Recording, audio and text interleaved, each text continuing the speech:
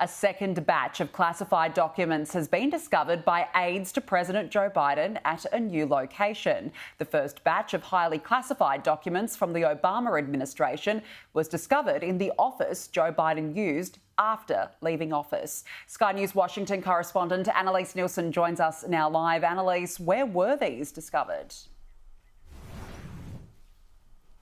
Well, NBC has broken this news that a second batch of documents have been found. The details are still waiting to be released about exactly where, but this is part of a greater accounting of the documents left behind by Joe Biden in the period in between him leaving office as vice president and then running for the office of the presidency and then taking on that role as well. This is quite critical in the timing of this because there's still a question of when he took this office in Washington, D.C. at a think tank and left what was discovered to be the first batch of highly classified documents.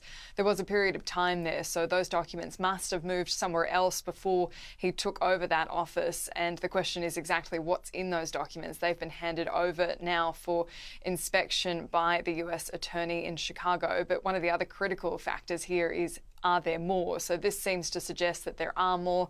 We don't know whether they might be relating to international security, whether it might be domestic security, but this is a concern. And this is something that Joe Biden was forced to respond to yesterday when he was at the North American Leaders Summit in Mexico, when he was asked about the first batch being discovered.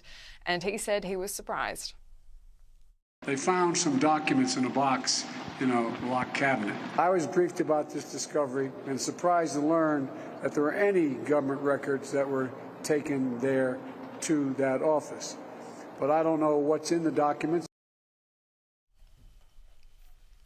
Once again, this has come through a leak to journalists and not from the information shared by the White House. This has been huge political fodder for Republicans especially, who've been highly critical of the raiding of Donald Trump's home at Mar-a-Lago. He kept a much more significant amount of highly classified documents, but nonetheless, it's not much comfort for any American or global citizen to know that these documents are being left around by anyone who's left office.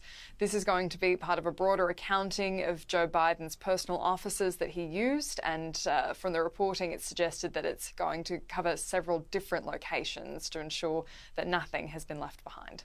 OK, Annelise Nielsen, thank you.